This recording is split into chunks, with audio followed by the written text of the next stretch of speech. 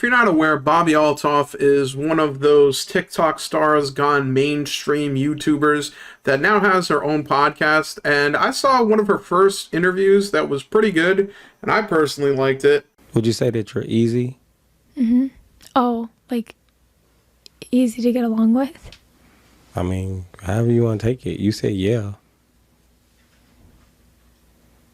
Yeah, I'm pretty easy.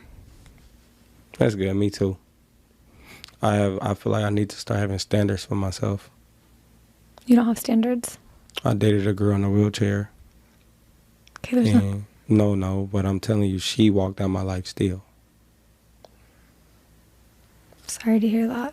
So my first impression of her was a positive one. I thought she came off as a little bit timid, a little bit quiet, kind of like a bit being that she's a very quiet, timid individual. I didn't have much problem with it. But then I saw some things that made me a little confused. What made me confused is that she then dropped a Drake interview. Now, Drake is one of the most industry individuals you will ever meet. Drake will pretend like he's giving you a house tour, but in the meantime, the whole thing is set up, everything's smoke and mirrors, and he makes sure that the interviewer has a background check before he even enters his home. So Drake is extremely industry to the point that I saw that and I wondered, how did she get a Drake interview? Immediately after her Drake interview, she got a Lil Yachty interview. And then when you look at her videos, she basically went from someone who is somewhat popular, Drake, then Lil Yachty, and then all of a sudden Mark Cuban.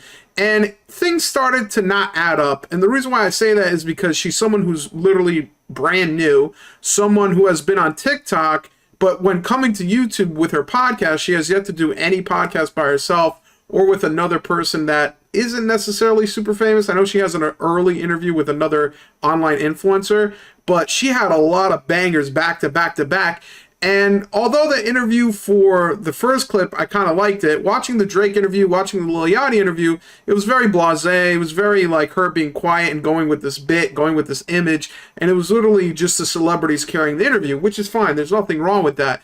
The problem that I have more so is this false image of being self-made. I mean, I have mentioned it in the past with Gary Vaynerchuk, where the cringiest thing about him isn't the fact that he shills NFTs, but the fact that he goes to garage sales, rips people off, and acts like he's a self-made millionaire. And I'm getting a little bit of that vibe with Bobbi, because she says in an interview that she's broke and just trying to make it. Are you making a lot of money yet? I haven't actually seen any of the money. I'm waiting on like TikTok to give me any money right now, because like people think I'm joking about being in debt. I'm not. Like I put every penny I had into this podcast. Like even to come here, I just spent like $2,000. Like you're not paying for that anymore. Yeah, I swear to God, I am. That's coming. But people keep saying that. I'm like, who's gonna like? Can I don't want to. If anybody wants to pay for my flights, I will take it. I don't know where that's coming from. William Morris is gonna be paying for that. No? For my flight, I am like chipping away at every credit card I can max out right now. I have 3 cards. I'm on my 3rd one. We're gonna have to start panhandling. I'm going to. Now, granted, I don't want to put too much emphasis on her words saying that she's broke, because there's a lot of people that say that as an exaggeration. And it's not to say that she might not be in some type of financial situation,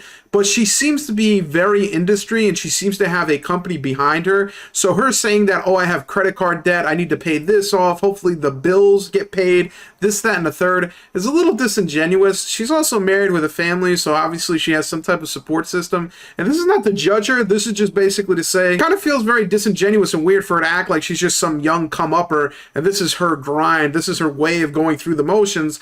But in reality, she has a company behind her, she has someone setting up these interviews, she's acting like she's self-made, when in reality, it seems like she fast-forwarded to this place because of industry manipulation, which, if that's the case, that's the case, but don't pretend like you're not. Because then you're basically saying you're one of the people who came up, like Kai Cenat or Aiden Ross, whether you like them or not. You gotta respect their hustle from playing NBA 2K to now talking to rappers on their live stream. And in my opinion, if you really have to think about whether Bobbi's an industry player or not, just think about the fact that Kai Cenat, the #1 most followed streamer on the internet, has not met Drake despite meeting 21 Savage, which shows that if you want to talk to Drake, you better have an industry person with you, because online clout don't really fly unless you're Ninja. At the end of every single video, make sure you ask people to rate and subscribe to your content. It makes them feel like they're involved even though they're really not. And most importantly, make sure they comment on every single video. If you have to, disguise it. You know, call it something like the question of the day. And really make them think you're gonna really read it when you really don't have to. Ha ha ha!